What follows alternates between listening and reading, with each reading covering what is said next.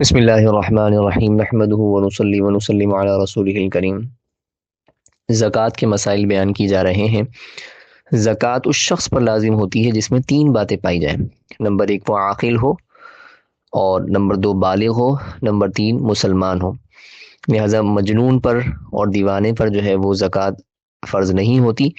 اور اسی طریقے سے نابالغ کے اوپر بھی زکوٰۃ فرض نہیں ہوتی، اگرچہ نابالغ صاحب نصاب ہی کیوں نہ ہو اور اس کی ملکیت میں اس قدر مال موجود ہو جو کہ نصاب کے بقدر ہو، لیکن نابالغ پر پھر بھی زکوٰۃ فرض نہیں ہے۔ اگر والدین نے اپنی نابالغ بچی کے لیے زیور خریدا اور بچی کو زیور کا مالک بنا دیا، تو اب وہ زیور والدین کی ملکیت میں نہیں رہا، بچی کی ملکیت بن گیا، لہٰذا اب نہ والدین پر اس کی زکوٰۃ واجب ہوگی کیونکہ وہ ان کی ملکیت نہیں، اور نہ بچی پر زکوٰۃ ہوگی کیونکہ وہ بچی بالغ نہیں ہے۔ اب نابالغ بچوں کو زیور وغیرہ کا کس طرح مالک بنایا جاتا ہے، تو صرف اتنا کہہ دینا کافی ہے کہ میں نے یہ چیز اس کو دی، اس سے وہ مالک بن جائیں گے، مزید ان کے قبضے میں دینا کوئی ضروری نہیں۔ لیکن اب یہ مسئلہ بہت اچھی طرح سمجھ لینا چاہیے کہ اگر والدین نے بچی کو یا بچے کو، نابالغ بچے یا بچی کو زیور کا مالک بنا دیا، تو اب مالک بنانے کے بعد جب وہ ان کی ملکیت میں داخل ہو گیا اور وہ اس کے مالک بن گئے، تو اب والدین یا کوئی دوسرا شخص اس زیور کو اور ان زیورات کو استعمال نہیں کر سکتا، اور اب وہ اسے اپنے استعمال میں نہیں لا سکتا، اگرچہ جو ہے وہ اس بچے یا بچی سے اجازت بھی لے لی جائے،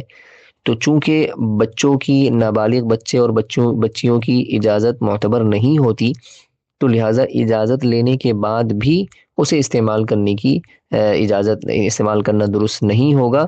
اور وہ بدستور ان کی ملکیت میں جیسے ہے تو اسی طریقے سے وہ انہی کی جو ہے انہی کے قبضے میں، اور یعنی انہی کے زیر استعمال رہنا چاہیے، ان سے لے کر اپنے استعمال میں نہیں لایا جا سکتا۔ یہاں یہ بات بھی اور یہ مسئلہ بھی سمجھ لینا چاہیے کہ بسا اوقات یہ ہیلہ بھی استعمال کیا جاتا ہے کہ میاں بیوی میں سے شوہر سال بھر زیورات کو اپنی ملکیت میں رکھتا ہے، اور سال پورا ہونے سے چند دن پہلے وہ اپنے گھر والوں کو، اپنی بیوی کو جو ہے وہ اس کا مالک بنا دیتا ہے، اور پھر بیوی سارا سال اس کو اپنی ملکیت میں رکھتی ہے، اور سال پورا ہونے سے چند دن پہلے وہ دوبارہ شوہر کو اپنی ان زیورات کا مالک بنا دیتی ہے۔ تو یاد رکھنا چاہیے کہ یہ بہت ہی برا فعل ہے، اور یہ زکوٰۃ سے بچنے کا یہ ہیلہ، اس طرح ہم زکوٰۃ سے تو بچ سکتے ہیں، اور اللہ تعالیٰ کی اس حکم کی ادائیگی سے تو ہم بچ سکتے ہیں، اور زکوٰۃ تو اس صورت میں لازم نہیں ہوتی، لیکن یہ یاد رکھنا چاہیے زکوٰۃ سے تو ہم بچ گئے، لیکن زکوٰۃ ادا نہ کرنے کی صورت میں یہ ہیلہ کر کے جو بے برکتیاں اللہ تعالیٰ کی طرف سے اللہ تعالیٰ جو ہے اتار دیتے ہیں مال میں اور گھر بار میں اور صحت میں، اولاد میں، اور اسی طریقے سے انسان کے گھر میں، تو وہ جو بے برکتی ہے اس بے برکتی سے ہم نہیں بچ سکتے۔